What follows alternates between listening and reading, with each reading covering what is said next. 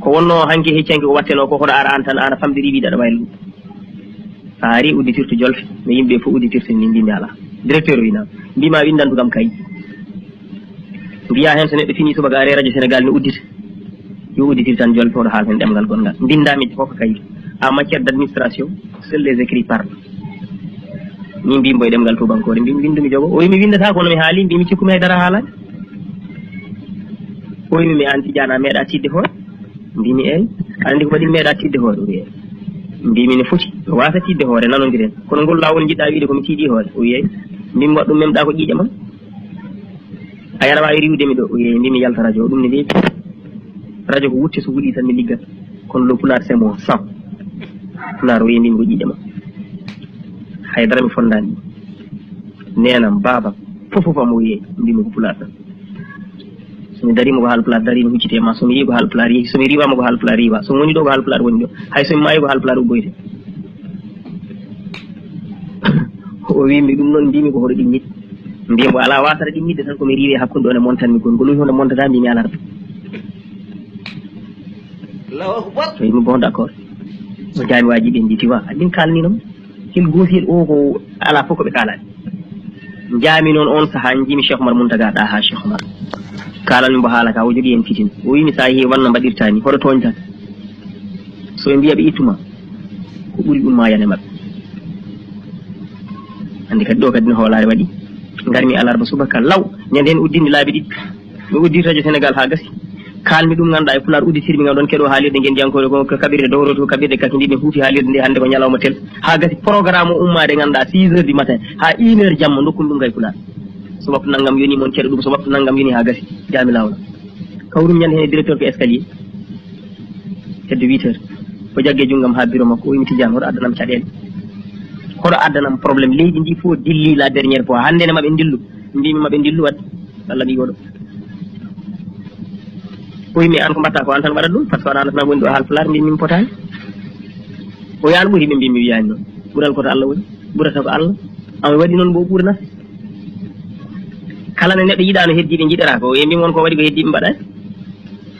o yiɗama tan heddiɓe jiɗiraka ni o wi mbimi wona so yimɓe gari ɗo mbima ene jiiɗi ziyara mbiyata ko ndeldu min Tidiane o wiye min soɓe jiiɗi gammu mbiyata ko ya ndeldu mi Tidiane o wiye mbimi joguino hen communiqué mum so addi ha ɗo signi min wiyata ko ya toto Tidiane o wi mbimi won ko waɗi ɗum to rewno fof ɓe mbi kadi ɓe itten Allah gasnani yeehi ha jaami ɗo Fouta nelami toon mission jaami ɓamoyɗi habaruji kewɗi ganduɗa ko fati hono ko keɗoɗon ko oɗo saaha ko fati cellal ɓalli so tawi are nder reedu Fouta hande ayi Fouta meɗen wonno tan ko huuɗo e ɓakke huuɗo tan e ɓakke wonno ko ɗanniyankoɓe waɓeno mon ɓe ɗanni jiili toon hunde gaari mayi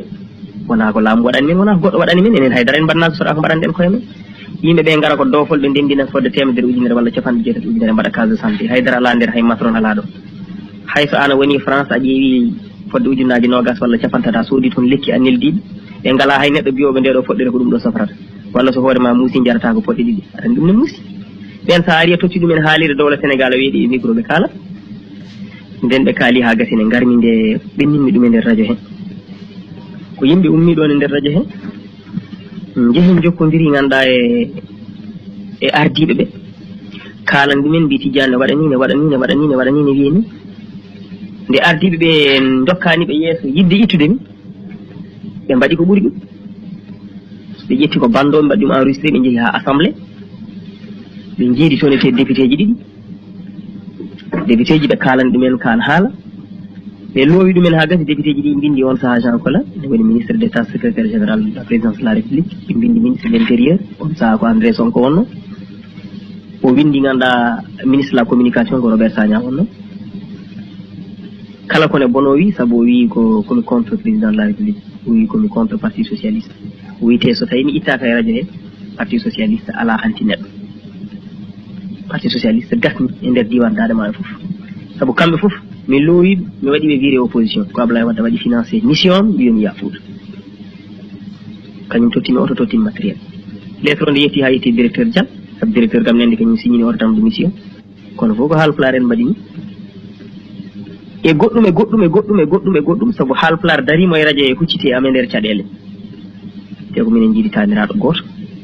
omi Tidiane wona aɗa jogui añ ɓendini o wi watta mi wondi darade añ jemmami añe te kala neɗɗo dari ma wonma mi daro wiya wonata sona Allah sali Abou Alassane ñane tawa yeru Mar Diallo ko seeɗa hen goto ma yaade ciɓitim mba haali gonga an aɗa wawi añje mi neɗɗo heewi añje ko ɓuuri Allah haɗanam añje neɗɗo ni min de mi añanima somi wawine kay mi joguima karawas mi fiyatama o mbimi Abdoul Bocar Al Doundou Segel noon wonko yi fii hande aɗa wawi fiide ma karawas hefte jungo mum ko mbi noon ko fof kadi Allah addi ɗum kono noon min mi fiyata e goto ñalawma hande on wiyama Tidiane jewte pulaar fof ko an halfina hay goto min ganda hay goto jotodirani radio an ka journaliste ka agent de la radio heddiɓe mbaɗa ɗo jewte jaaha an wiyata min nde ɗo yewtere no moƴƴi an wiyata min nde moƴƴani an wiyata jomum ko ni jarinta mbadi yewtere ma ko ni siforto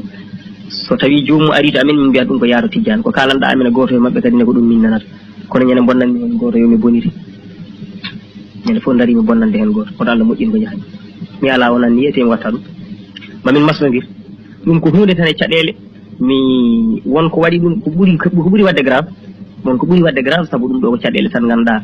neɗɗo tan dari waɗoy haali caɗele cuuɗiɗi mi fini subaka tan mi udditi suudam taw mi hono ullundu ne hasna ha gasi ne fewda ne waɗa daman suudu